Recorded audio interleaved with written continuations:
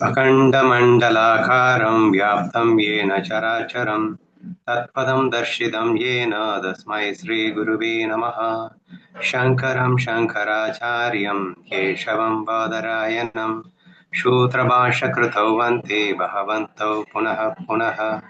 ईश्वरो गुरुरात्मीति मूर्तिभेदविभागिनि व्योमवद्यात्मदेहाय दक्षिणामूर्तये नमः. பவித்ர இந்திரயானி நதிக்கரையில் அமர்ந்து கொண்டு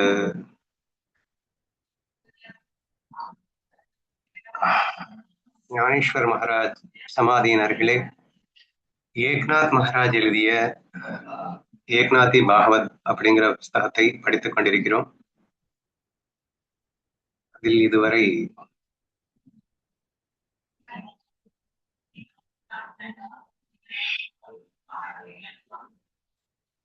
132 நாம் இன்று காண வேண்டியது. ஓகேவா?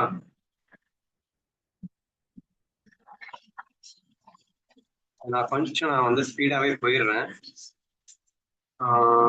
ஏன்னா வெறும் கதை தான் இது. ஸோ தட் இன்னைக்கு நம்ம கொஞ்சம் ஸ்பீடாவே போயிடலாம். இது கொஞ்சம் கம்மி பண்ண முடியுமான்னு பார்க்கலாமா? ஒரு நிமிஷம் இருங்க.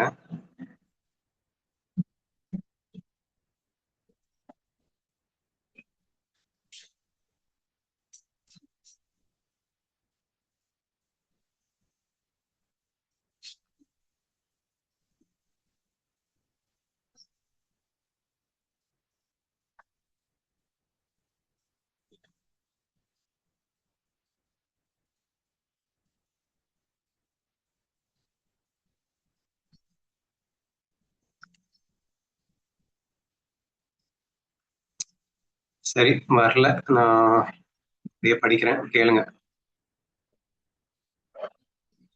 ஸோ கடைசியா பானுதாசரை வணங்கியது வரை நம்ம பார்த்திருந்தோம். ஸோ அதை தொடர்ச்சி எப்படி கண்டினியூ பண்றாருன்னா, பானுதாசர் யாரு, ஸோ என்னுடைய தாத்தாவுக்கு தாத்தா அப்படிங்கிற மாதிரி எல்லாம் சொல்லிட்டு இருந்தாருன்னு சொல்லியிருந்தேன் இல்லையா? அது ரொம்ப டீட்டெயிலா அவரை விளக்குறாரு. ஸோ நான் என்னுடைய அப்பா யாரு, அப்பாவுக்கு அப்பா யாரு, அப்பாவுக்கு அப்பா யாருன்னு தன்னுடைய குலத்தினை பற்றின ஒரு விஷயத்தை சொல்லி எல்லாருக்கும் வணக்கம் செலுத்த வேண்டும் அப்படின்னு சொல்லிட்டு, இது அடுத்து வரக்கூடிய ஒரு பர்டிகுலர் விஷயங்கள் எல்லாமே நம்ம ஏக்நாத் மகாராஜருடைய குலம், அதாவது தன் தந்தையார், தந்தையின் தந்தையார், அவரின் தந்தையார் அப்படிங்கிற அந்த விஷயத்தை பற்றின ஒரு வர்ணனையாகத்தான் இருக்கிறது. ஸோ எல்லோரும் மகான்கள், ஆதலால் அனைவருக்கும் நான் வணக்கம் செலுத்துகிறேன் அப்படிங்கிற விஷயமாக வருவதனால நமக்கு இங்க பெருசா எடுத்துக்கிறது எதுவும் இல்லை. நீங்க ஒன்னு எடுத்துக்கிட்டா போதும், நம் மூதாதையர்களையும் நாம் எப்போதும் வணங்க வேண்டும் அப்படின்னு மட்டும் புரிஞ்சுக்கிட்டா போதும். ஓகேவா? ஸோ அதனால கொஞ்சம் ஸ்ட்ரைட்டா போயிடுறேன்.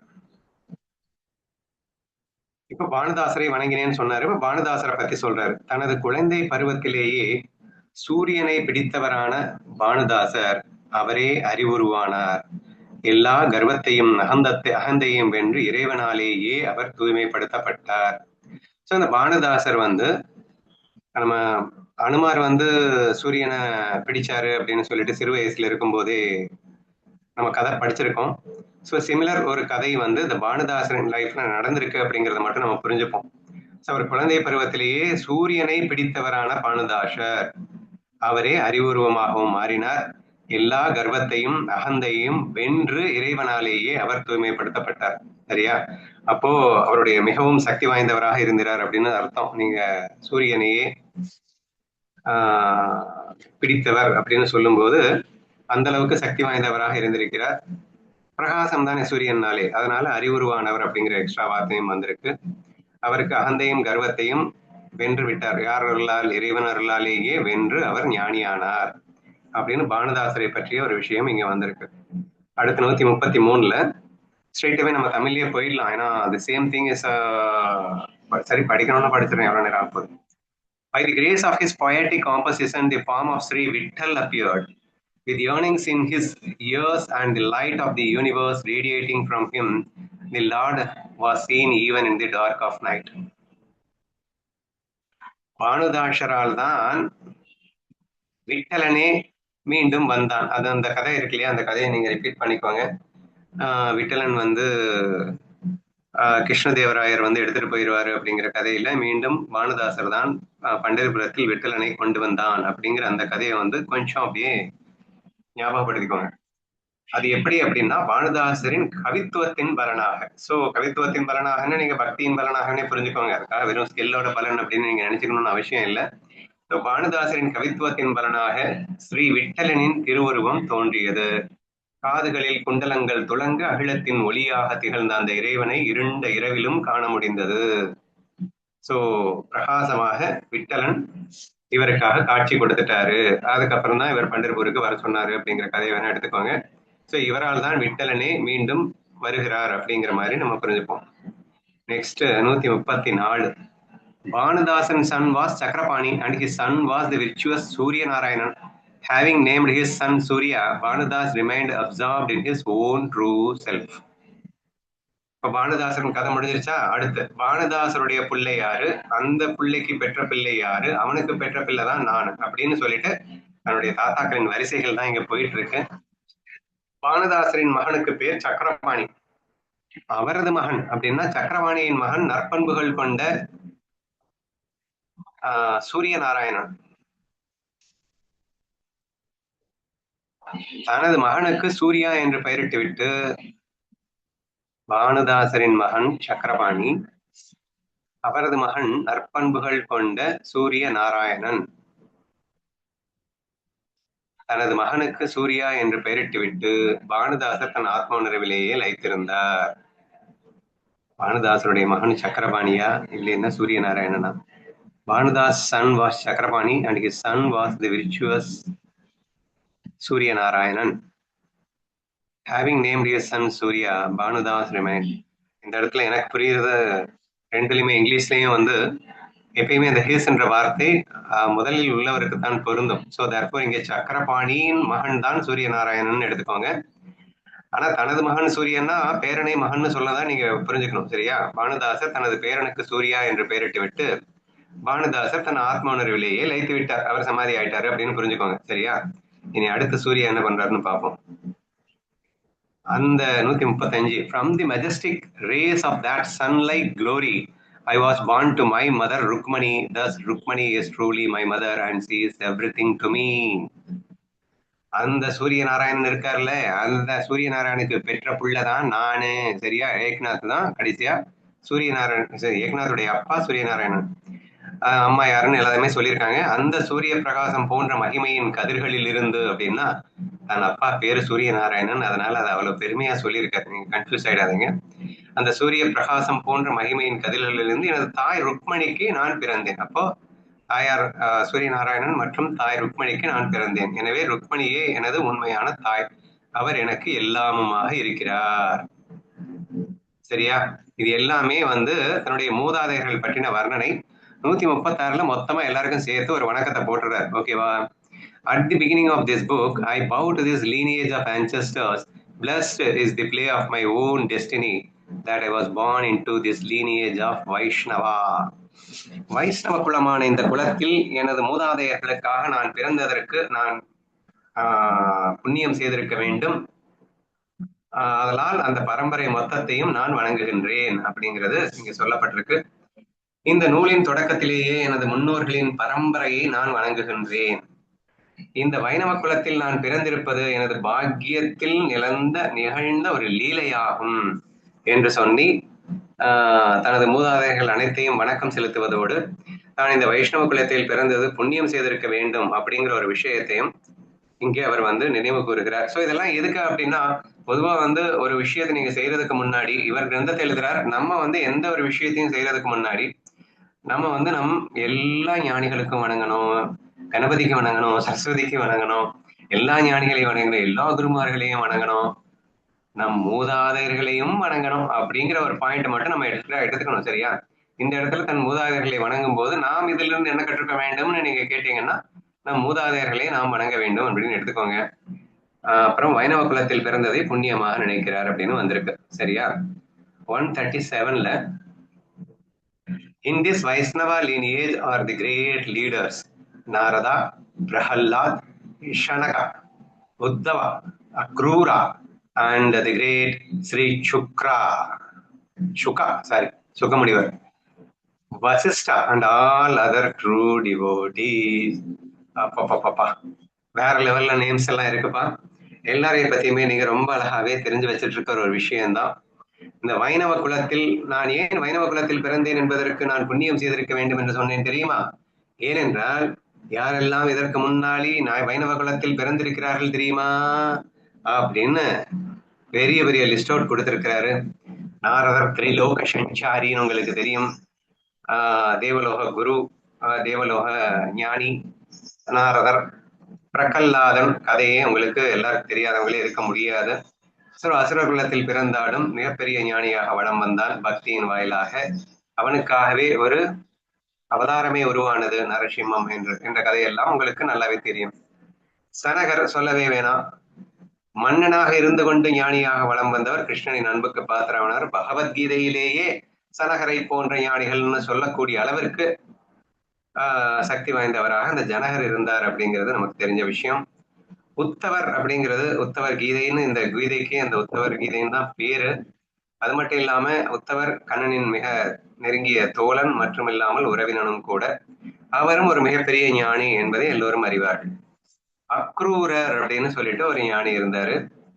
ஆக்சுவலா வந்து இவர் யாரு அப்படின்னு கேட்டீங்கன்னா, கம்சன் அரசவையில இருக்கக்கூடிய ஒரு மந்திரி மாதிரி தான் அக்ரூரர் இருப்பார். ஆனா கம்சனுக்கு சப்போர்ட் பண்ணாம நியாயத்துக்காக நின்ன ஒரே ஒரு மகான் யாருன்னா அவர் அக்ரூரர் மட்டும்தான். இன்ஃபேக்ட் அந்த அக்ரூரர் தான் வந்து அக்ரூரருக்கு ஆணை பிரிக்கப்படுகிறது. என்ன ஆணைன்னா, அந்த கண்ணனை கூட்டிட்டு வா, அவனை வந்து சண்டை போட்டு அவனை கொண்டுடலாம் அப்படின்னு சொல்லிட்டு கம்சன் பிளான் பண்ணி அக்ரூரர் தான் அனுப்புறான், சரியா, பிருந்தாவனுக்கு. அங்க அக்ரூரர் போயிட்டு தான் கூட்டிட்டு வர்றாரு. இன்ஃபேக்ட் நம்ம கதையெல்லாம் கேள்விப்பட்டிருப்போம்ல. போய் அக்ரூரர் கூப்பிட்ட உடனே கண்ணன் வந்து கிளம்புறான்.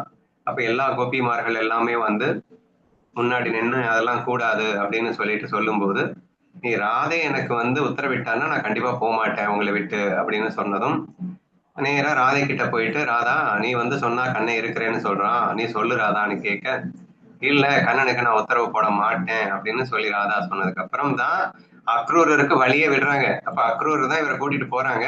அப்போ அந்த அக்ரூரர் தான் வழிமறித்து இந்த சம்பவம் நடந்தது, சரியா. அதுக்கப்புறம் அக்ரூரர் கூட கூட்டிட்டு போகும்போது இவனை பாதுகாப்பா கூட்டிட்டு போகணுன்றதுக்காக எக்கச்சக்கமான பிளான் பயங்கரமா பண்ணி வைப்பாரு. அப்புறம் கண்ணன் வந்து ஐயா இவ்வளவு பெரிய பக்தனா இருக்கானே அப்படின்னு சொல்லிட்டு அவனுக்கு காட்சியே கொடுத்துருவாரு இடையில. டேய் நான் இறைவன்டா, என்னை யாரும் ஒண்ணும் பண்ண முடியாதுடா, ரொம்ப கஷ்டப்படாதடா எனக்காக அப்படின்னு சொல்லிட்டு காட்சியை கொடுப்பதால எல்லாம் இந்த அக்ரூரருக்கு அந்த கதைகள் எல்லாம் வரும், சரியா. Next Sri sugar. பெண்கள் அப்படிங்கிற வாசனையே இல்லாதவர். சோ இந்த எந்த அளவுக்கு அவருடைய அந்த பிரம்மச்சரியம் இருந்தது அப்படின்னு சொன்னா, அவருடைய அப்பா வியாசர் போகும்போது பூரா பெண்களுக்கு ஒரு ஃபீலிங் வந்தது. ஆனா சுகர் போகும்போது, நிர்வாணமாக போகும்போது எந்த ஃபீலிங்குமே வரல என்ற அந்த அளவிற்கு சுகரை பற்றி நீங்கள் அறிவீர்கள்.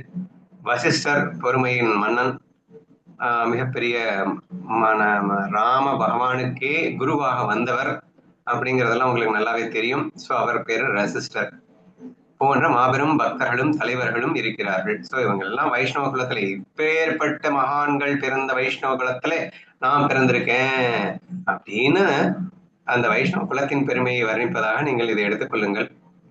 138. All these Vaishnavas are attentive to the meaning of this scripture. Therefore, I bow to the entire lineage of Vaishnavas at the start of this. வணக்கம் வணக்கம், எப்படி வணக்கம் சொல்றாருன்னு பாத்துக்கோங்க. இப்ப இவ்வளவு நேரம் ஒரு பெரிய லிஸ்ட போட்டார்ல, அந்த எல்லா லிஸ்ட போட்ட அத்தனை பேருக்கும் ஒரு பெரிய வணக்கம். இந்த வைணவ பெருமக்கள் அனைவருக்கும் இந்த நூலின் உட்பொருளில் கவனம் செலுத்துகிறார்கள். இப்ப இந்த நூலை எழுதுறது யாருன்னா, எத்தனை பேர் தான் இந்த நூலை எழுதுவாங்கன்னு எனக்கு தெரியல, சரியா. சோ இவங்க எல்லாருமே சேர்ந்துதான், அருளினாலதான் இந்த புக் எழுதப்படுகிறது. அதனால இந்த வைணவ பெருமக்கள் அனைவரும் இந்த நூலின் உட்பொருளில் கவனம் செலுத்துகிறார்கள். எனவே இந்த நூலின் தொடக்கத்தில் அனைத்து வைணவர்களையும் நான் வணங்குகிறேன் அப்படின்னு சொல்லிட்டு ஒட்டுமொத்தமா எல்லா வைணவர்களையும் வழங்கியாச்சு. 139. I bow to Vishwamitra in whose lineage Gotra I was born. வைஷ்ணவ குலத்துல பிறந்தாராம், விஸ்வாமித்ர கோத்திரத்துல பிறந்தாராம். என்னையா இது? I bow to the Vishwamitra in whose lineage gotra. அதாவது விஸ்வாமித்ர கோத்திரம்னு ஒரு கோத்திரம் இருக்கு. கோத்திரம்னா என்ன அப்படின்னு எல்லாம் வந்து ரொம்ப டீட்டெயிலா போகணுமா? நம்ம ஒவ்வொரு கம்யூனிட்டிலையுமே வந்து என்ன வந்து இந்த திதி குடிக்கும் போதெல்லாம் நீங்க என்ன கோத்திரம்னு ஐயர் கேட்பாரு. எங்க அப்பா வந்து கவுண்டின்ய கோத்திரம்னு சொல்லுடா அப்படின்னு சொல்லுவாங்க. சோ இது வந்து ஒவ்வொரு கம்யூனிட்டிக்குள்ளேயே வந்து ஒரு செக்டர் செக்டராக ஒரு பிரிவு பிரிக்கப்பட்டு இந்த கோத்திரம் என்று சொல்லப்பட்ட ஒரு விஷயம் வருகிறது. சரியா? இப்ப நம்மளும் வந்து இந்த வைஷ்ணவ குலத்துல தான் பிறந்திருக்கோம். சோ அவர் மாதிரி நம்மளும் சந்தோஷப்படுப்போம். ஆனா குலத்துல கோத்ரா வந்து எந்த குலத்துல எந்த கோத்திரத்துல நீங்க இருக்கீங்களோ தெரியல. இவர் வந்து விஸ்வாமித்திர கோத்திரத்தில் இருக்கலாம். சரி, நம்ம எசன்ஸ் என்னன்னு தயவு செய்து புரிஞ்சுக்கோங்க. நம்ம வந்து வைஷ்ணவ குலத்துல பிறந்ததுனால வைஷ்ணவ மகான்களுக்கெல்லாம் ஒரு சல்யூட் பண்ணணும் அப்படின்னு சல்யூட் பண்ணிட்டாரு. அப்புறம் தான் பிறந்த கோத்திரத்துல உள்ள பெரிய மகான்களுக்கெல்லாம் சல்யூட் பண்ணணும்னு சல்யூட் பண்ணிட்டு இருக்காரு. அவருடைய எய்ம் வந்து we have to salute all the மோட்டா பீப்புள்ஸ், அதாவது பிக் பீப்புள்ஸ், பெரிய பெரிய மகான்கள் அனைவருக்குமே நம்ம வந்து சல்யூட் பண்ணணும் அப்படிங்கிறது தான் எய்ம்னு மட்டும் புரிஞ்சுக்கோங்க. நீங்க பாட்டு அவர் வந்து வைஷ்ணவரை வந்து பெருமைப்படுத்துறாரு, கோத்திரத்துக்கு இம்பார்ட்டன்ஸ் கொடுக்குறாரு அப்படின்னு தவறா நினைக்கணும்னு அவசியம் இல்லை. அவரை பொறுத்த வரைக்கும் இவைகள் எல்லாம் சேர்ந்துதான் தான் இல்லையா? இந்த குலம் தான் இவரை வளர்த்தது, கோத்திரம் தான் இவரை வளர்க்கிறது. சோ எல்லாருக்குமே நன்றி பாராட்டாம நான் எப்படி இருக்க முடியும்? ஐ எம் நத்திங் இல்லையா? இவங்க தானே எல்லாம். இவங்க எல்லாம் இருந்துதான் இந்த புக்கவே எழுத போறாங்க, நான் என்னையே வாழ வைக்கிறாங்க. அப்படி இருக்கும்போது அவங்களுக்கு நான் நன்றி சொல்ல வேண்டாமா என்ற ஒரு அடிப்படையில் மட்டும்தான் இவைகள் இருப்பதாக நீங்கள் கணக்கில் எடுத்துக் கொள்ளுங்கள். ரொம்ப எல்லாம் டீப்பா போகணும்னு அவசியம் இல்லை. ஓகேவா? நான் பிறந்த கோத்திரத்தின் ரிஷியான விஸ்வாமித்திரரை வணங்குகிறேன். அவர் மற்றொரு உலகத்தையே படைக்கும் ஆற்றல் கொண்டவர். காயத்ரி மந்திரத்தின் மகிமைக்கு காரணமானவர். இங்கிலீஷ்ல படிக்க மறந்துட்டேன். I bow to Vishwamitra in whose lineage I was born. He is the creator of the parallel creation and is the greatness behind the Gayatri mantra. Gayatri மந்திரத்திற்கு ஒரு மிகப்பெரிய உரமேற்றி உயிர் கொடுத்தவர் அப்படின்னும் விஸ்வாமித்திரருக்கு ஒரு பெருமை உண்டு. சோ மந்திரம் ஏற்கனவே இருக்கு, அது விஸ்வாமித்திரர் தான் மிகப்பெரிய அளவிலே புகழடைந்தது அப்படிங்கிற ஒரு விஷயமும் இருக்கு. சோ அதனால அப்படிப்பட்ட அந்த விஸ்வாமித்திர குலத்தில் பிறந்த நான் அந்த விஸ்வாமித்திரரே வணங்குகிறேன் அப்படின்னு சொல்லிட்டு அந்த விஸ்வாமித்திரருக்கு ஒரு கிரேட் சல்யூட் அடிச்சாச்சு. இப்போ நான் பிறந்த கோத்திரத்தின் ரிஷியான விஸ்வாமித்திரரை வணங்குகிறேன். அவர் மற்றொரு உலகத்தையே படைக்கும் ஆற்றல் கொண்டவர், காயத்ரி மந்திரத்தின் மகிமைக்கும் காரணமானவர். விஸ்வாமித்திரர் கதையெல்லாம் உங்களுக்கு தெரிஞ்சதுதான்.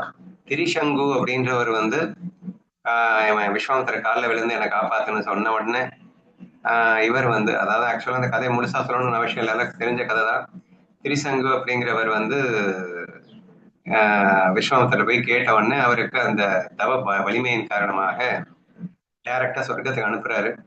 சொர்க்கத்துல நம்ம இந்திரன் வந்து இவனை விரட்டி அனுப்பிச்சிடுறான். விரட்டி அனுப்பிக்கும் போது அங்க கீழே விழுந்துட்டு இருக்கும் போது விஸ்வாமித்திரர் பாத்துறாரு, அவருடைய ஆணவம் தலைக்கேறிடுது. இவன் இடம் இல்லைன்னா நானே உனக்காக ஒரு சொர்க்கத்தை உருவாக்குறேன்டா அப்படின்னு சொல்லிட்டு ஒரு சொர்க்கத்தையே உருவாக்கினவர் அவர். அதைத்தான் இங்க சொல்லியிருக்கு, அவர் மற்றொரு உலகத்தையே படிக்கும் ஆற்றல் கொண்டவர் அப்படின்னு சொல்லிட்டு. சோ அப்படி அந்த திரிசங்கு சொர்க்கம் அப்படின்னு சொல்லிட்டு நடுவுல அவர் தொங்கிட்டு இருப்பாரு அப்படிங்கிற கதையெல்லாம் நீங்க கேள்விப்பட்டிருப்பீங்க. இங்க சிம்பிளா புரிஞ்சுக்க வேண்டியது என்னன்னா, ஆற்றல் மிக்கவர்களான விஸ்வாமித்திரர் போன்ற கோத்திரர்கள் நான் பிறந்திருக்கின்றேன், அதனால அவங்களுக்கு சல்யூட் பண்ணணும்ல என்று அவரையும் இப்ப சல்யூட் பண்ணியாச்சு. நெக்ஸ்ட் 140ல யக்ஞவல்கியா அப்படிங்கிறவரை மறுபடியும் சல்யூட் பண்றாரு. I bow to Yajnavalkya, the wise interpreter of the Upanishad. He nourishes the duty of poets and showers the nectar of grace upon all. எதுக்காக யக்ஞவல்கியரை வந்து வணங்குறாரு அப்படின்னா, உபனிஷத்துக்களின் ஞானத்தை விளக்கியவர் யக்ஞவல்கியர். உபனிஷத்துக்கள்னா வேதம் எப்படி ஒரு ஆகமம்னு சொல்றோமோ அதே மாதிரி எல்லா உபனிஷத்துங்களுமே ஒரு ஆகமம் என்று சொல்லப்படுகிறது. இறைவனால் அல்லது ஞானிகளால் எழுதப்பட்டது அப்படின்னு சொல்லக்கூடிய அந்த விஷயம்தான் உபனிஷத்துக்கள். இவற்றுக்கெல்லாம் விளக்கம் எழுதியவர் யாருன்னா யக்ஞவல்கியர் அப்படின்ற ஒரு மகான். அதனால உபனிஷத்துக்களின் ஞானத்தை எல்லாம் விளக்கிய யக்ஞவல்கியரை வணங்குகிறேன். அவர் கவிஞர்களின் கடமையை வளர்ப்பவர் மற்றும் அனைவர் மீதும் அருள் அமுதத்தை பொழிபவர். இப்ப நான் வந்து கவிதை தானே வடிக்க போறேன் இந்த புக்க, எனக்கு அவர் நல்லாட்சி வேணும். ஏன்னா கவிஞர்களின் கடமையை எல்லாம் அவர் தான் வந்து வளர்க்கிறாராமா. அதுதான் முதலியே சரஸ்வதி தேவியே நம்ம கும்பிட்டாச்சு. அவ நமக்கு கொடுக்காத அருளா அப்படின்னா இல்லை, யார் யாரெல்லாம் வந்து நமக்கு அருள் கொடுப்பாங்களோ எல்லாத்தையும் போட்டு நம்ம வணங்கி அருளை உறிஞ்சிடணும்ல அப்படின்னு ஏகநாத்துக்கு தோணுது போல. ஏன்னா அப்படித்தான் அவர் வந்து அத்தனை பேரையும் உள்ள கொண்டு வந்து எல்லாத்துக்கும் வணக்கம் போட்டு எல்லாருடைய அருளையும் பெற்றுட்டு தான் அடுத்த வேலையை பார்ப்பேன் அப்படின்னு ஒரு சபதம் எடுத்துக்கொண்டு அவர் இந்த கிரந்தத்தை ஆரம்பிக்கிற மாதிரி எனக்கு தெரியுது. சோ யஜ்ஞவல்கியரை வணங்குகிறேன். அவர் கவிஞர்களின் கடமையை வளர்ப்பவர் மற்றும் அனைவர் மீதும் அருள் அமுதத்தை பொழிபவர். அப்படிப்பட்ட அந்த மகானாக இருக்கும் யஜ்ஞவல்கியரை நான் வணங்குகிறேன் அப்படின்னு சொல்லியிருக்காரு. அருள் அமுதத்தை பொழிபவர் அப்படின்னா ஞானத்தை ஞானம் தான். அருள் அமுதம் அப்படின்னாலே ஞானம். ஞானத்தை அனைவருக்கும் தருபவரான அந்த யஜ்ஞவல்கியரை நான் வணங்குகிறேன் என்று சொல்லி 140 ஸ்லோகங்கள் நிறைவடைந்து விட்டன. இனி அடுத்து நாம் காண வேண்டியது 141. எல்லாத்தையும் வணங்கி முடிச்சாச்சா? ஆஹா, இன்னும் நான் விட்ட பாடில்ல, விடமாட்டேன் பார் அப்படின்னு சொல்லிட்டு I bow to all living beings without exception. விட மாட்டேன்ல சொன்னேன்ல, அதே சொல்லிட்டாரு. ஒண்ணு விடாம நான் வந்து தலை வணங்குறேன் அப்படின்றார். I bow to all living beings without exception. By doing so, the all-pervading Lord Vishwambara has become my friend. Thus, look at the auspicious start of this book. உயிருள்ள அனைத்து ஜீவராசிகளையும் நான் தலைவணங்குகிறேன். ஒரு ஜீவராசியும் வெட்டி வைக்கலப்பா. இப்ப மனுஷங்களே தான் எல்லாரையும் வணங்குறாருன்னு பார்த்தா, இப்ப எல்லா மூதாதையும் இதுக்கு தனித்தனியா வணங்கணும், நீதான் ஒட்டுமொத்தமா எப்பவுமே வணங்கி முடிச்சுட்டே இல்லை அப்படின்னா அப்படின்லாம் நீங்க கேள்வி கேட்கக்கூடாது. ஏன்னா இந்த பாவத்தை பார்க்கணும். என்ன ஒரு பாவம் இருந்தா இந்த மாதிரி எல்லாருக்கும் செப்பரேட்டா வணக்கம் செலுத்துறது பத்தாது. என்ன இப்ப ஒட்டு மொத்தமா இருக்கேன்னா எல்லாமே பிரம்மன் தானே. இங்க இருக்கக்கூடிய உயிர் உள்ள உயிரற்ற ஜீவன்கள் எல்லாமே பிரம்மன் தானே. அப்ப எல்லாத்துக்கும் வணக்கம் செலுத்தணும் இல்ல. அதனால உயிர் உள்ள அனைத்து ஜீவராசிகளையும், ஏன் உயிரற்றன்னு சேர்ந்து போடலன்னு தெரியல, அனைத்து ஜீவராசிகளையும் நான் தலை வணங்குகிறேன். இதன் மூலம் விஸ்வம்பரன்னா வேற யாரும் இல்லை, இறைவன் தான் எனது நண்பன் ஆகிவிட்டான். அவன் தான் படிச்சு கீதையில சொல்றானே, நீ மக்கள் சேவை மகேசன் சேவை. நீ எல்லாருக்கும் லவ் காட்டினேன்னா நீ எனக்கு லவ் காட்டின மாதிரி தான். ஏன்னா எல்லாமே இருக்கிறதே நான் தானே. ஸோ இதெல்லாம் உங்களுக்கு தெரிஞ்ச விஷயம்தான். ஸோ நீங்க எல்லாருக்கும் வணக்கம் செலுத்தினீங்கன்னா, அல்லது எல்லாரையும் நேசிச்சீங்கன்னா, அல்லது எல்லாரையுமே நீங்க இறைவனாக பார்த்தீங்க அப்படின்னா, அப்ப கண்டிப்பா இறைவனுக்கு ரொம்ப பிடிக்கும்ல. நான் அதுதானே கிருஷ்ணாவில திரும்ப திரும்ப சொல்லிட்டு இருக்கேன். அனைவரையும் கண்ணனாக காணுங்கள் நம்ம கத்திட்டு இருக்கோம்ல. அப்ப கண்ணனாக பார்த்தா கண்ணனுக்கு எவ்வளவு பிடிக்கும்ன்றத சொன்னோம்ல. அதே விஷயத்த சொல்லியிருக்காரு. எல்லா ஜீவராசிகளையும் நான் தலைவணங்குகிறேன். இதன் மூலம் இறைவன் எனது நண்பனாகிவிட்டான். இந்த நூலின் மங்களமான தொடக்கத்தை காண்பீர். இப்படித்தான் இந்த புஸ்தகம் ஆரம்பிக்க போகிறது அப்படின்னு சொல்லியிருக்காரு. அவர் ஆரம்பிக்கிற மாதிரி தெரியல. மறுபடியும் வணங்குறாரு. யார? 142ல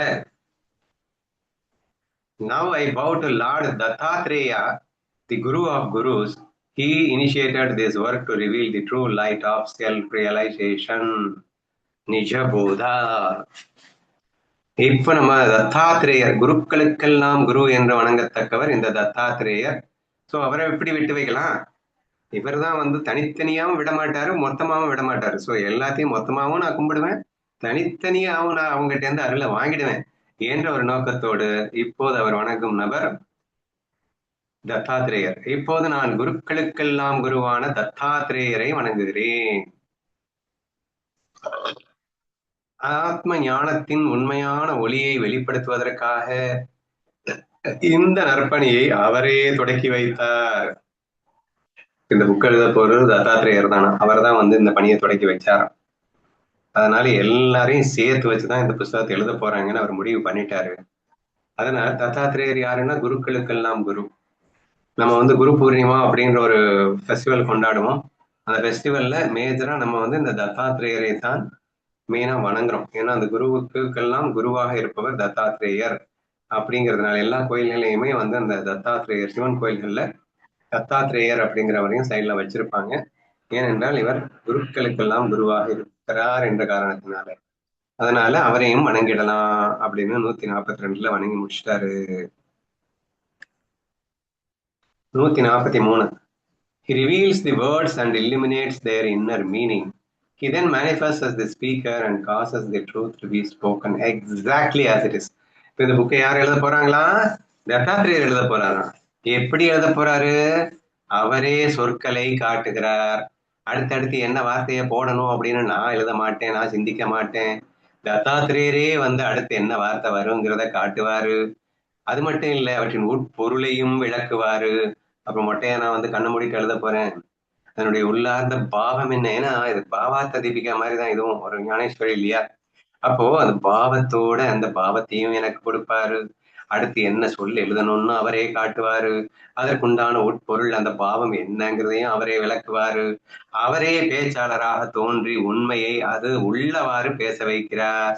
இந்த புக்கு பேச போகுது, அது நான் இல்ல, தத்தாத்திரேயர் பேச போறாரு. அவரே பேச்சாளரா மாறி இந்த உத்தவ கீதை என்னும் பிரம்ம ரகசியத்தை உள்ளவாறு அவரே தான் பேச வைக்கிறார் அல்லது பேசுகிறார். அவர் என்ன பேச வைக்கிறது, அவரே தான் பேசுகிறார். இதுதான் வந்து ஏக்நாதனுடைய பாவம் தத்தாத்திரேயரை பற்றிய. இப்ப 144க்கு போவோம்.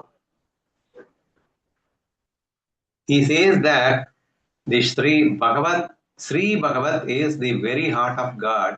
Only those whose minds are constantly fixed on the Lord can truly attain it. Dattatreya இன்னொன்னு சொன்னாராம். என்ன சொன்னாராம் தத்தாத்திரேயர்? ஸ்ரீ பாகவதம் அப்படின்னு சொல்லிட்டு ஒண்ணு இருக்கு. அந்த ஸ்ரீ பாகவதம் அப்படிங்கிறது என்ன தெரியுமோ? இறைவனின் இதயமாகவே கருதப்படுகிறது. அது யாருக்கெல்லாம் வந்து கிடைக்கும் அப்படின்னா, எவரது மனம் எப்போதும் பகவானிடமே நிலைத்துள்ளதோ அவர்களால் மட்டுமே அதை உண்மையாக அடைய முடியும் அப்படின்னு ஒரு விஷயத்த ஷேர் பண்ணியிருக்காரு. ஓகேவா? ஸோ 144ல இவர் என்ன சொல்ல வர்றாருன்னா, ஸ்ரீ பாகவதம் அப்படின்னு சொல்லிட்டு ஒண்ணு இருக்கு. அது இறைவனின் இதயமாகவே கருதப்படுகிறது. இந்த ஸ்ரீ பாகவதம் உனக்கு மண்டைக்கு ஏறணும்னா, இது உனக்கு வேணும்னா, உன் மனசு எப்போதும் பகவானிடமே நிலைத்துள்ளதாக, இல்ல சாத்விய குணம்னு வச்சுக்கோங்க, பியூர் மைண்ட்னு வச்சுக்கோங்க, இல்ல சரணாகதத்தில் இருக்கிற மைண்ட்னு வச்சுக்கோங்க. பகவானிடமே நிலைத்துள்ளதோ அவர்களால் மட்டுமே அதை உண்மையாக அடைய முடியும். ஸ்ரீ பாகவதம் அப்படின்னா என்ன? இது எப்படி வந்து என்ன ஸ்ரீ பாகவதம்னு ஆரம்பிக்கிறாரு. இந்த ஸ்ரீ பாகவதம் அப்படிங்கிறது தான் ஃபர்ஸ்ட் தத்தாத்திரேயர் மூலமாக வருகிறது.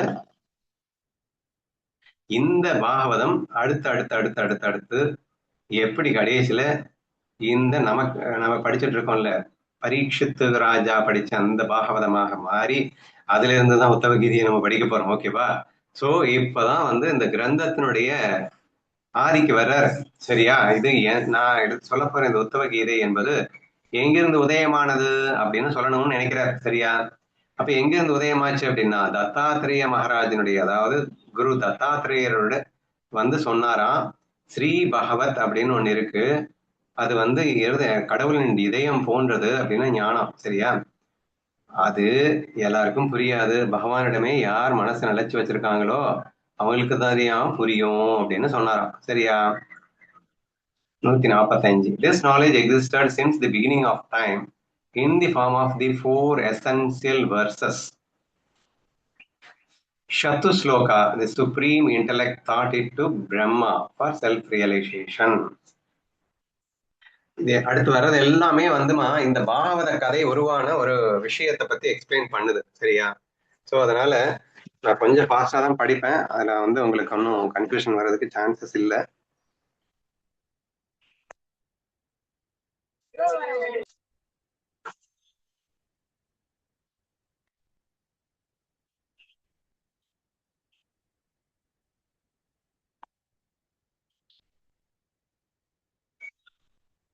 $145.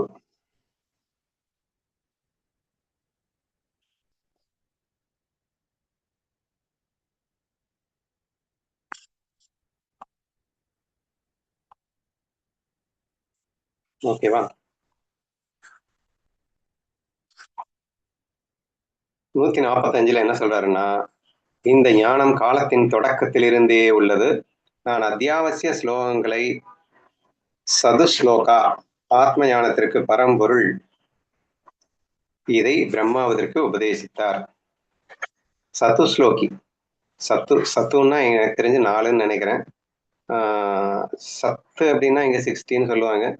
அதை விடுங்க. அத்தியாவசிய ஸ்லோகங்களாக அப்படின்னா, ஆமா சத்துன்னா 4 தான், அது போட்டிருக்கேன். 4 அத்தியாவசிய ஸ்லோகங்களாக சத்துஸ்லோகி ஆத்ம ஞானத்திற்காக பரம்பொருள் இதை பிரம்மாவிற்கு உபதேசித்தார். சரியா?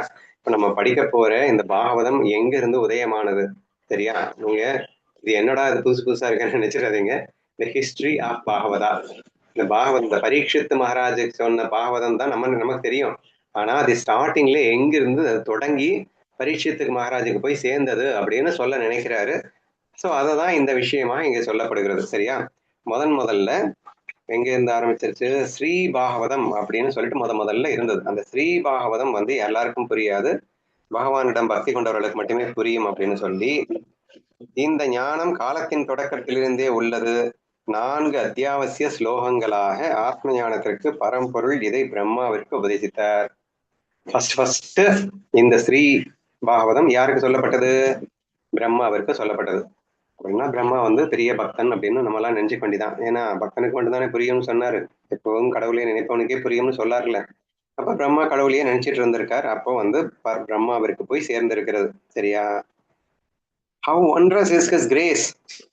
Through mere words, the direct experience of truth was attained. See the power of Sadguru's grace, which made the Creator free of all doubt. பிரம்மாவுக்கு போய் சேர்ந்த உடனே என்ன ஆச்சு அப்படிங்கிறத சொல்றாரு. அவரது அருள் எவ்வளவு வியப்பானது. யாருடைய அருள்? தத்தாத்ரேயருடைய அருள். ஏன்னா அவர் தான் பிரம்மாவுக்கு சொல்லியிருக்காரு. எவ்வளவு வியப்பானது. வெறும் சொற்களின் மூலமே உண்மையான அனுபவம் கிட்டிவிட்டதே. பிரம்மாவையே சந்தேகங்களுக்கு அப்பாற்பட்டவராக மாற்றிய சத்குருவின் அருளை காண்பீர். அந்த தத்தாத்திரேயனுடைய அருளை கண்டீர்களா? அந்த பிரம்மாவிற்கு எந்த சந்தேகங்களுக்கும் இடமில்லாமல் அவர் உண்மையை காட்டிவிட்டார். வெறும் சொற்களின் மூலமே காட்டிவிட்டார். சோ அதான் ஜஸ்ட் ஒரு உபதேசத்தின் வாயிலாகவே அவரை ஞானியாக்கி விட்டார். அவருடைய அருள், சத்குருவின் அருளை காண்பீரா என்று அந்த ஏக்நாத் பகவான் 146ல சொல்லியிருக்காரு. 147ல the same wisdom of Shatusloki came through the lineage of gurus in its pure form. It was then taught to Narada, who received it with profound devotion. இப்போ முதல்ல தத்தாத்திரேயர் வந்து யாருக்கு சொன்னாங்க? பிரம்மாவுக்கு சொன்னாங்க. பிரம்மா இப்ப யாருக்கு சொல்லிட்டு இருக்க போறாங்க? இது பரம்பரைங்க. அவளுக்கு அடுத்து யாருக்கு சொல்லி கடைசியில நம்ம பரீட்சத்துக்கு சொன்ன விஷயத்த நம்ம படிக்கிறோம் அப்படிங்கிறத நம்ம படிக்க போறோம். ஸோ அதுக்கப்புறம் இந்த சதுஸ்லோகியன் அழைக்கப்படுகின்ற ஸ்ரீ பாகவதம் குரு பரம்பரையின் வழியாக தூய வடிவில் வந்தது. அடுத்து யாருக்கு போச்சு? நாரதருக்கு உபதேசிக்கப்பட்டது. அவர் அதை மிகுந்த பக்தியுடன் ஏற்றுக்கொண்டார். ஓகேவா? ஸோ அதனால பரம்பரை தான். நீங்க ரொம்ப எல்லாம் போகணும்னு அவசியம் இல்லை. அடுத்து நாரதர்கிட்ட இருந்து எங்க போச்சுன்னு பார்க்கலாம். 148ல. By that teaching, Narada became calm and filled with the essence of all meaning. Attaining supreme bliss, he began to dance in the joy of self-realization. அதை சொல்லணும்ல. ஒரு ஓவியன்னு இன்னொரு ஓவியக்கு போகும்போது ஞானத்தின் மகத்துவத்தை சொல்லாம எப்படி இருக்கிறது? பாகவதத்தின் மகத்துவத்தை சொல்லாம எப்படி இருக்கிறது? சோ நாரதருக்கு அது கிடைச்சதுமே நாரதர் என்ன ஆனார்னு சொல்லணும்ல. அந்த உபதேசத்தால் நாரதர் அமைதி அடைந்து சகல அர்த்தங்களுக்கும் நிறைந்தவர் ஆனார். பேரின்பத்தை அடைந்தவர் ஆத்ம ஞானத்தின் மகிழ்ச்சியில் நடனமாடத் தொடங்கினார். ஞானி ஆயிட்டார்ப்பா சரியா? முதல்ல பிரம்மா ஞானியானா, அதுக்கப்புறம் அவர் நாரதருக்கு உபதேசம் பண்ணவன்னு இப்ப நாரதரும் ஞானி ஆயிட்டாரு. அவர் நடனமாட தொடங்கிட்டாரு. பேரின்பத்தில் சகல அர்த்தங்களுக்கும் நிறைந்தவராக மாறினார். ஞானியானார்னு சொன்னாலே எல்லாம் முடிஞ்சதுதான் சரியா? நீ அடுத்த நாரதர் யாருக்கு சொல்றாருன்னு பார்ப்போம். 149 கேரியிங் தி பிரம்ம வீணா. அந்த நாரதர் நடனத்தை இவர் விட்டுற மாதிரி இல்லை. கேரியிங் தி பிரம்ம வீணா, he sings songs of supreme state, Brahma Pada. Dancing in divine bliss, he wanders and glides through all the worlds. இப்ப நம்ம பார்த்துட்டு இருக்கமே நாரதர் வந்து 3 திரிலோக சஞ்சாரி அப்படின்னு எல்லாம் எப்படி ஆனாருன்னு நினைச்சீங்க? ஆனா இந்த ஸ்ரீ பாகவதம்பா அதை கேட்டதுனாலதான் ஆனாரு சரியா? நீங்களும் அதைதான் கேட்க போறீங்க பரீட்சித்து வாயிலா அப்படின்னு இன்டைரக்டா நமக்கு சொல்றாரு. சோ அவரு ஞானி ஆனாரு, ஆனந்த நடனம் ஆனாருன்னு சொன்னனே. அவர் அடுத்து என்னென்னலாம் பண்ணார் தெரியுமா? பிரம்ம வீணையை தூக்கிக்கிட்டு பரம்பொருளின் நிலையை, பிரம்ம பதத்தை பாடுகிறார். எந்நேரம் பார்த்தாலும் நாராயணா நாராயணான்னு வீணையை வச்சுக்கிட்டு எதை பாடிட்டு இருக்காரு? பிரம்ம பதத்தை பாடிக்கொண்டிருக்கிறார். அடுத்து அது மட்டும் செய்யறாரா? தெய்வீக இன்பத்தில் நடனமாடியபடி அவர் எல்லா உலகங்களிலும் சஞ்சரிக்கிறார். திரிலோக சஞ்சாரி அப்படின்னு நம்ம சொல்லி கேள்விப்பட்டிருக்கோம். இவர் எல்லா உலகத்திலையும் இப்படி சஞ்சரிக்கிறாரு, இவர் இப்படி இருக்காரு, இது எப்படிப்பா இவரால் இப்படி இருக்க முடிஞ்சதுன்னா அந்த ஸ்ரீ பாகவதம்னு ஒண்ணு கேட்டாருப்பா, அவ்வளவுதான் இப்ப இப்படி ஆயிட்டாருப்பா அப்படின்னா நம்மளும் நாரதர் ஆயிடலாமா, நம்மளும் பிரம்மா ஆயிடலாமா? சரியா? ஏன்னா அவங்களே ஞானி ஆயிட்டாங்க அப்படின்னா நமக்கு அதுதானே படிக்க போறோம் இப்போ அப்படின்னு இந்த கிரந்த மகிமையும் சேர்ந்து இங்கே வலியுறுத்தப்படுகிறது. We will go for 150 now. Narada arrived at the banks of the Saraswati river and saw Vyasa, the lord of sages, who was completely overwhelmed by doubt and falling into the state of deep distress. Naradan தான் திரிகுலோக சஞ்சாரி இப்படி வலம் வந்துட்டு இருந்தானா, இப்படி வலம் வந்துட்டு இருக்கும்போது பார்த்தா சரஸ்வதி நதிக்கரையில முனிவர்களின் தலைவராக என்று சொல்லப்படுகின்ற வியாச பகவான் இருக்கிறாரு. பார்த்தா அவர் முகத்துல சந்தோஷத்தையே காணோம். அவர் முகம் சந்தேகங்களால் ஆட்கொண்டு மிகுந்த மனவேதனையில் இருக்கிறாரு.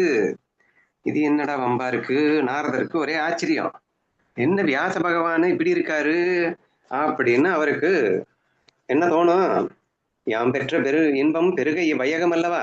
சோ அவர் கொட்டுக்கொண்ட அந்த சதுஸ்லோகி என்று அழைக்கப்படுகின்ற ஸ்ரீ பாகவதத்தை நம்ம இவருக்கு சொல்ல வேண்டாமா என்று அவருக்கு தோணிடுச்சான். ஏன் தோணுச்சு? நாரதர் சரஸ்வதி நதிக்கரைக்கு வந்து முனிவர்களின் தலைவரான வியாசரை கண்டார். அவர் சந்தேகங்களால் முற்றிலும் ஆட்கொள்ளப்பட்டு மிகுந்த மனவேதனையில் ஆழ்ந்திருந்தார். அதனால 151. Vyasa had composed the Vedas and all the Puranas, yet he had not obtained peace of mind or self-satisfaction for his own soul. மனவேதனையில் ஆழ்ந்திருந்தாரு அப்படின்னு சொல்லிட்டு அடுத்த ஸ்லோகத்திலேயே அதனால ஸ்ரீ உபதேசத்தை சொல்லிட்டாருன்னு சொன்னா கிரந்தத்தினுடைய மகிமை மிஸ் ஆயிடும். அதனால இன்னும் கொஞ்சம் பெட்டரா சொல்லணும்ல. எப்படி சொல்றாரு புரியுதா? வியாசர் யாருன்னு சொல்லணும்ல. எப்பேற்பட்டவருக்கு எப்பேற்பட்ட இந்த ஸ்ரீபாகவதம் எப்படி அருள் பாலிருக்கிறதுன்னு சொல்லணும்ல. வியாசர் யாருன்னு புரிஞ்சுக்கப்பா. வேதங்களை எல்லாமும் எல்லா புராணங்களையும் தொகுத்தவர். இன்னைக்கு ராமாயண மகாபாரதத்திலிருந்து உலகத்துல இருக்கிற எல்லா புராணங்கள் எல்லாமே எழுதுனவருப்பா, தொகுத்து வழங்கினவருப்பா. வியாசருக்கு தெரியாது ஏதாவது இருக்க முடியும்னு நினைக்கிறீங்களா நீங்க?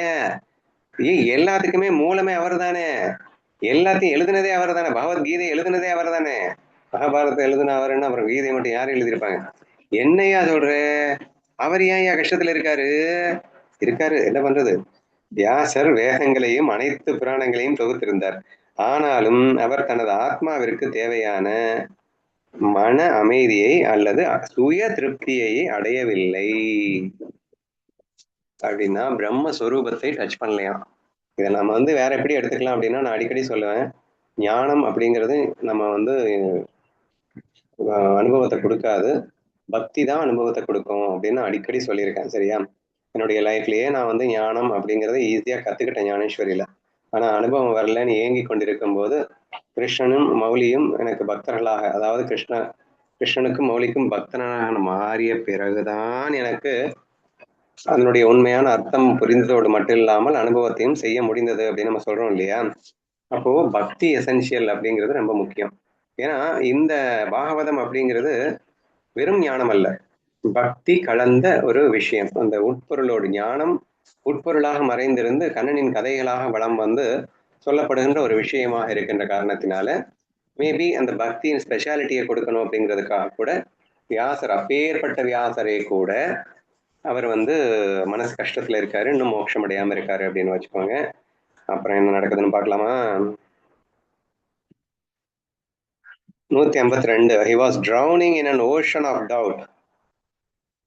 At that moment, the compassionate son of Brahma, Narada, reached him and offered his grace.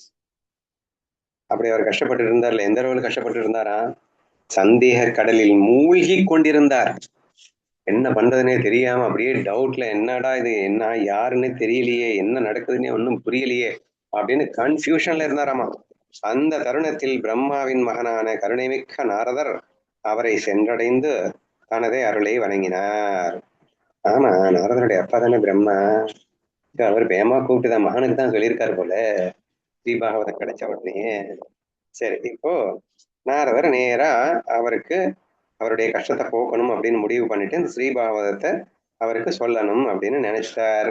சென்றடைந்து தனது அருளை வழங்கினார். 153. Taking him to a secluded place, Narada made Vyasa focused. He then showed him the 4 essential verses Satusloki that are faultless and grant liberation from worldly existence. சொல்லிட்டாருப்பா.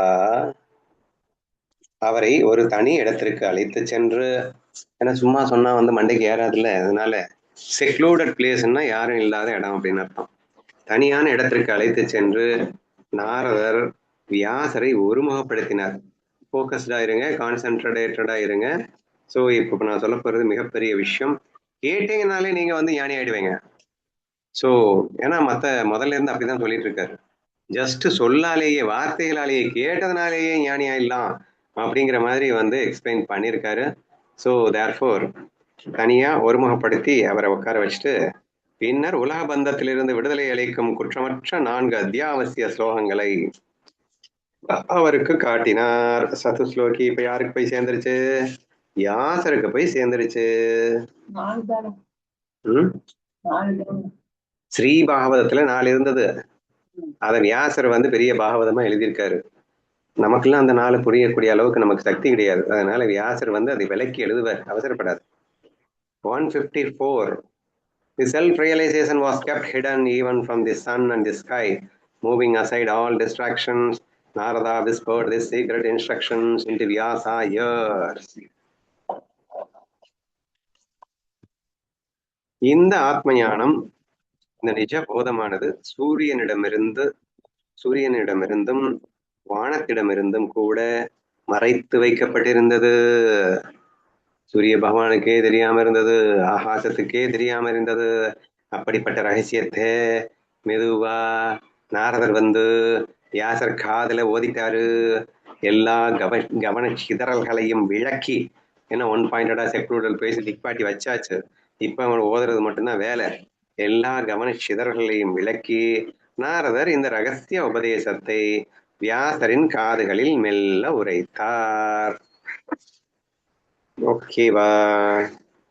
அடுத்து 155. Those words of Narada burnt away all of Vyasa's doubts. Instantly, Vyasa attained perfect peace and was filled with the fullness of self-bliss. சந்தேக கடலில மூழ்கிட்டு இருந்தாருல நம்மாலு. இந்த 4 ஸ்லோகத்தை தான் கேட்டாரு. என்ன ஆயிட்டாரு? நாரதர் அந்த சொற்கள் வியாசரின் சந்தேகங்கள் அனைத்தையுமே சுட்டெரித்து விட்டன. அடுத்த கணமே வியாசர் பூரண அமைதியை அடைந்து ஆத்ம இன்பத்தில் முழுமையால் நிரப்பப்பட்டார். கேட்ட செகண்ட்ல அவருடைய எல்லா சந்தேகங்களும் நீக்கப்பட்டு பிரம்மானந்தத்தை அனுபவித்து விட்டார். வியாசருக்கும் கிடைச்சாச்சு இப்போ. ஏன்னா சந்தேகத்துல ரொம்ப இருந்தாருன்னு சொன்னார் இல்லையா, அதெல்லாமே செகண்ட்ல சுட்டெரிக்கப்பட்டு விட்டதாம். உடனே பூரண அமைதியும் கிடைத்து விட்டதாம். ஆத்ம இன்பத்தின் முழுமையால் நிரப்பப்பட்டு விட்டாராம் இந்த வியாசர். ஓகேவோ? நெக்ஸ்ட் 156. இப்ப இந்த வியாசர் என்ன பண்றாருன்னு சொல்லணும்ல. Then Sri Vyasa himself expanded those principles into the 10 Dasha Lakshana characters of the Bhagavatam. இப்பதான் பாகவதத்துக்கே வந்துருச்சா, உயிர் வந்துருச்சா பாகவதம்? என்னமோ நினைச்சிடாதீங்கன்னு முதல்ல அதனாலதான் சொல்லிட்டு இருந்தேன். எதுக்கு இதெல்லாம் சொல்லிட்டு இருக்காருன்னு கன்ஃபியூஸ் ஆகாதீங்கன்னா, பாகவதம் உருவான கதைன்னு சொன்னேன்ல. இப்ப இந்த வியாசர் என்ன பண்றாருன்னா, 4 ஸ்லோகத்துல சொன்னா நம்ம மண்டைக்கு ஏறாது அப்படின்னு அதை எக்ஸ்பேண்ட் பண்றாரு. அவர் சொன்ன அந்த கத்துக்கிட்ட அந்த 4 பிரின்சிபிள 10 தசலக்ஷணா அப்படின்னு சொல்லிட்டு பாகவதமா எழுதுறாரு. He then taught this to his son Shuka முனிவருக்கு அவர் சொல்றாரு. Making his self-realization complete and meaningful. வியாசர் என்ன பண்றாரு? பின்னர் ஸ்ரீ வியாசர் அந்த தத்துவங்களை பாகவதத்தின் 10 குணங்களாக விரிவுபடுத்தினார். பாகவதத்துல 10 கேரக்டர், சாப்டர் 10 இருக்கு, தெரியல எனக்கு. 18 இன்னைக்குதான் சொன்னாங்க. பாகவதமும் 18 தானே? 18 அப்படின்னு தான் அங்க சொன்னாங்க. அந்த பையன் சொன்னா சான்ஸ்கிரிட்ல சொல்லும்போது, அவர் சான்ஸ்கிரிட்ல எழுதினாரு 18. அது 18 கிருஷ்ணர் வாயால சொன்ன ஸ்லோகத்தை ஞானதேவர் 9000 ஓவியா எழுதினாரு அப்படின்னு அவங்க எக்ஸ்பிளைன் பண்ணாங்க. சரி, அப்புறம் பாத்துக்கலாம். 10 குணங்களாக தச லட்சணம்னு பிரிச்சிருக்காராமா. அது போக போக நமக்கு புரியும்னு நினைக்கிறேன். பிறகு இதை தனது மகன் சுகருக்கு உபதேசித்து அவரது ஆத்ம ஞானத்தை முழுமையாக்கினார். இப்ப அடுத்து தன்னுடைய பிள்ளை சுகருக்கு அதை உபதேசித்து அவரையும் ஞானி ஆக்கிட்டார். ஓகேவா? இப்போ எங்க ஆரம்பிச்சு எங்க வந்து சேர்ந்திருக்குன்னு யாருக்காவது ஞாபகம் இருக்கா? தத்தாத்திரேயருக்கு ஆரம்பிச்சது. சொல்லு பாப்போம். பிரம்மாட்ட ஆரம்பிச்சுதானேண்ணா? தத்தாத்திரேயர்கிட்ட ஆரம்பிச்சுன்னு சொல்லு. ஓகே, தத்தாத்திரேயர்கிட்ட இருந்து சொல்லி பிரம்மாட்ட இருந்து நாரதர், நாரதர்கிட்ட இருந்து வியாசர், வியாசர்கிட்ட இருந்து அவருடைய மகனான சுகருக்கு. ஆமா, பிரம்மாவின் பிள்ளைதான் நாரதரும். அப்பம் பிள்ளைங்களுக்கும் அப்பம் மறுபடியும் அப்பம் பிள்ளைங்களும் மாத்தி மாத்தி வந்துட்டு இருக்கு. ஓகேவா? சோ இப்போ இது வரைக்கும் வந்து சேர்ந்திருக்கோம். சுகர் என்ன பண்றாருன்னு பார்ப்போம். 157. Sukha too was delighted and became calm in supreme bliss. He then remained in a state of steady meditation and immovable internal peace. சொல்லணும்ல, செகண்ட்ல கேட்டவொன்னு அவங்க பிரம்மஞானி ஆயிட்டாங்கன்னு ஒவ்வொரு ஸ்லோகத்திலையும் சொல்லணும்ல. இப்ப சுகருக்கு மட்டும் சொல்லலைன்னா என்ன அர்த்தம்? அப்ப சுகருக்கு சொன்ன உடனே சுகருக்கு என்ன நடந்தது? சுகரும் மகிழ்ந்து பரமானந்தத்தில் அமைதி அடைந்தார். பின்னர் அவர் நிலையான தியானத்தில், அப்படின்னா சமாதி அப்படின்னு அர்த்தம், அசையாத உள் அமைதியிலும் நிலைத்திருந்தார். டக்குன்னு அவருக்கு சமாதி கிட்டிடுச்சு, அவர் பிரம்மஞானி ஆயிட்டாரு, பரம ஆனந்தத்தில் அமைதி அடைந்து விட்டார். 158. Know that meditation comes naturally to one who is content. Unexpectedly, this Brahma knowledge was then brought to King Parikshit. திருப்தி அடைந்த ஒருவருக்கு தியானம் என்பது இயற்கையாகவே வரும் என்பதை அறிவீர். அதாவது எவன் ஒருவன் கம்ப்ளீட்லி ஃபுல்ஃபில்டு மைண்ட்ல இருக்கானோ, எவன் ஒருவன் இந்த உலகத்துல விரக்தனாக இருக்கானோ, மனசு ஃபுல்லா ஏங்கிட்டு என்னத்தையாவது இருந்தாதான் சந்தோஷம் அப்படின்னு வந்து ஏங்கிட்டு இருக்கிறவனுக்கெல்லாம் வந்து இது புரியாது. சரியா? அப்ப இது புரிஞ்சுக்கிறதுக்கு ஒரு தகுதி வேணும். என்ன தகுதி வேணும்னா, ஆசைகள் அற்று போயிருக்க வேண்டும், உலக ஆசைகள் அற்று போயிருக்க வேண்டும். அப்படின்னா திருப்தனாக இருக்க வேண்டும். பூரண திருப்தியில் இருக்கும்போது மட்டும்தான் ஒருவனுக்கு இயற்கையாகவே தியானம் அப்படிங்கிறது கைகூடும். ஸோ திருப்தி அடைந்த ஒருவனுக்கு தியானம் என்பது இயற்கையாகவே வரும் என்பதை உங்களுக்கு எல்லாருக்கும் தெரியும். எதிர்பாராத விதமாக இந்த பிரம்ம ஞானம் பின்னர் பரீட்சித்து மன்னரிடம் கொண்டு வரப்பட்டது. அப்படின்னா நம்ம என்ன புரிஞ்சுக்கணும் அப்படின்னா, Parikshit Maharaja was a perfect set example for a fulfilled mind, contented, satisfaction. எனக்கு ஒண்ணுமே தேவையில்லை, இந்த உலகமே எனக்கு தேவையில்லை, எனக்கு ஞானம் வேணும் அப்படின்னு ஒரு ஹைலி எலிஜிபிள் கேண்டிடேட்டாக பரீட்சித்து இருந்ததால் இந்த பிரம்மஞானம் பரீட்சித்து கைக்கு வந்துருச்சு. எதிர்பாராத விதமாக நியம் போட்டாருன்னு எனக்கு தெரியல, அன்எக்ஸ்பெக்டட்லி. ஆனா பரீட்சித்து எதிர்பார்க்காம, பரீட்சித்து வந்து நமக்கு பிரம்மஞானம் கிடைக்கலாம் எதிர்பார்க்கல. அது அந்த பாம்பு கொத்துனதுனால அவனுக்கும் அறியாம இந்த பாக்கியம் அவனுக்கு கிடைச்சதுன்றதுனால எதிர்பாராத விதமாக அப்படின்னு போட்டதான் நீங்க எடுத்துக்கோங்க. பாம்பு கொத்துனதுனால இல்லைன்னா, அந்த ரிஷி மேல செத்த பாம்பு போட்டதுனால அவருக்கு இந்த இது எதிர்பாராத விதமா கிடைச்சிருக்கு. ஆமா ஆமா, கதையை மாத்தி சொல்லிட்டேன். Thank you.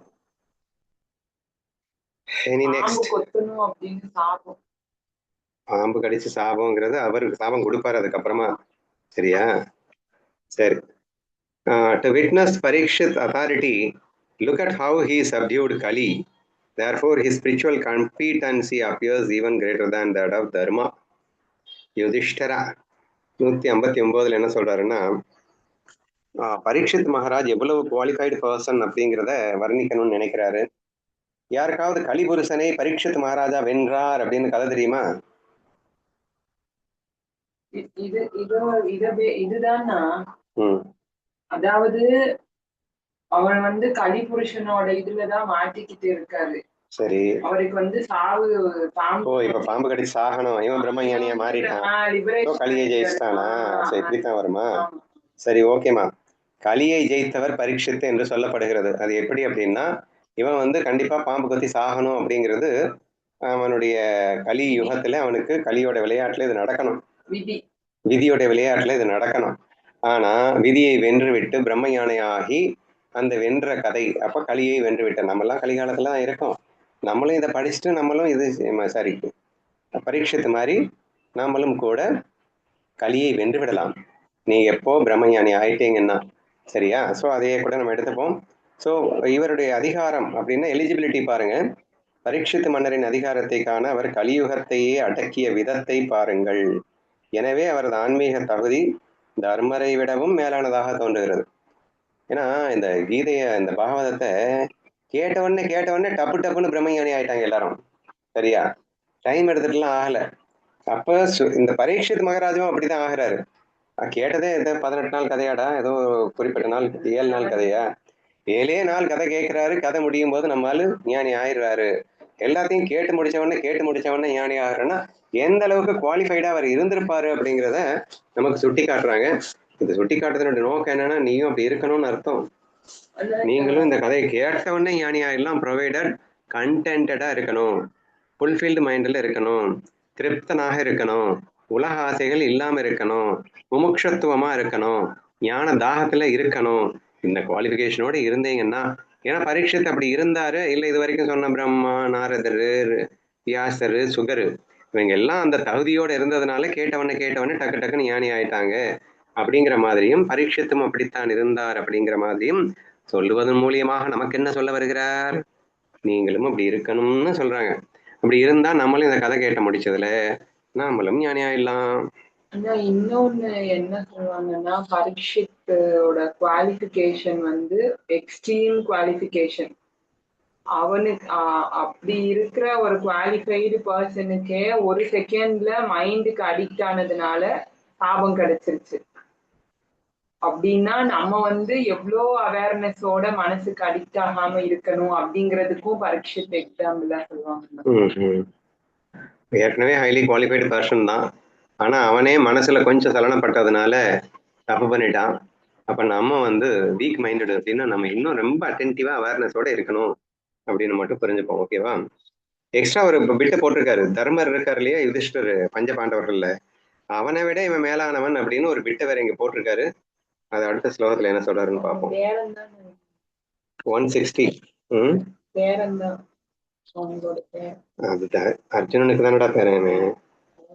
Even while Krishna was present, Dharma trembled at Kali, but Parikshit held Kali in check with great courage and resolve.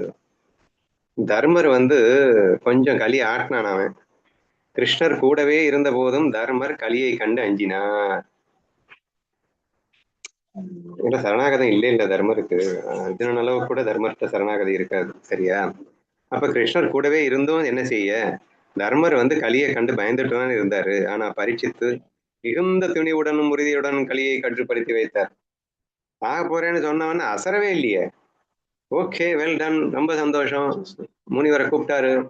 யோ, இன்னும் 7 நாள் தான் வயசோட இருக்க போறேன், அதுக்குள்ள நான் என்ன செய்யணும்னு சொல்லு அப்படின்னு அந்த தகுதி வரணும்ல. 100% ஹாப்பியா அதை ஏத்துக்கணும்ல.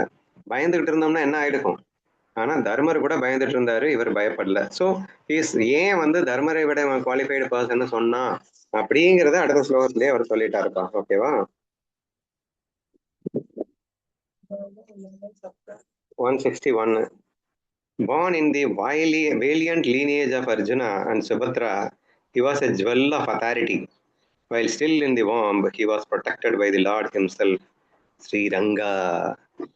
பரீட்சித்தின் பற்றின புகழ் ஓடிக்கொண்டிருக்கிறது. அர்ஜுனன் மற்றும் சுபத்ராவின் வீரப்பரம்பரையின் பிறந்த அவர் அதிகாரத்தின் ஒரு ரத்தினம். கருவிலிருந்த போதே பகவானால் அவர் பாதுகாக்கப்பட்டார். ஸ்ரீரங்கனால் பாதுகாக்கப்பட்ட இந்த கதையெல்லாம் உங்களுக்கு நல்லாவே தெரியுங்க. ஸோ பரீட்சித் யாரு? அர்ஜுனனுக்கும் சுபத்ராவும் பெற்ற பிள்ளை. அவனை வந்து அஸ்வத்தாமன் தானே ட்ரை பண்ணுவான். அடுத்து அவரே சொல்றாரு. சரியா? கொடிய அஸ்திரம் கூட ஒன்றும் பண்ண விடாம காத்துச்சு. இதெல்லாம் கதை தான், உங்களுக்கு எல்லாம் தெரிஞ்ச கதை. நான் அப்படியே படிக்கிறேன்.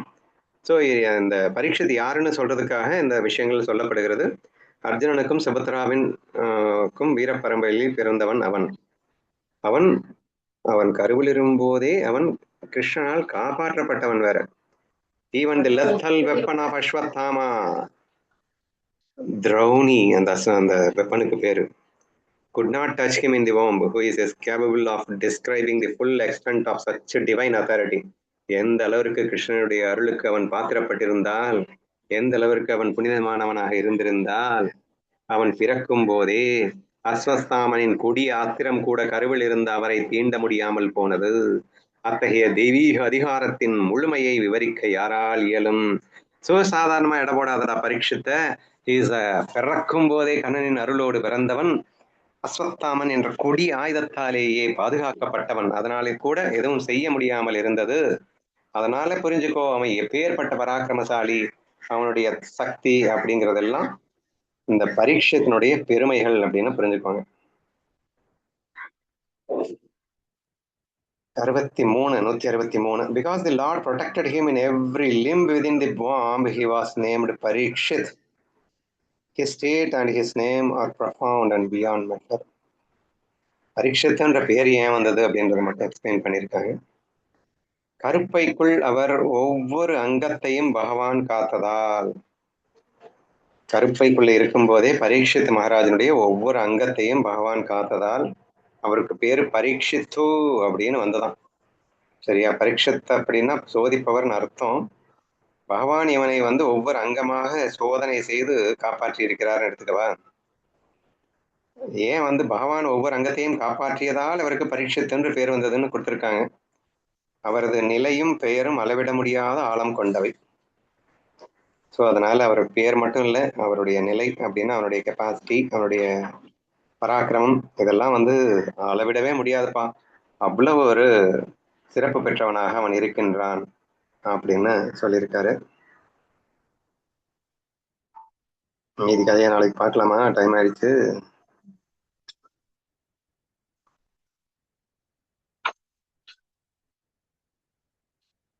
$163 ஞாபகம் வச்சுக்கோங்க. 164 இருந்து அதையே நாளைக்கு பார்க்கலாம். ஓகேண்ணா.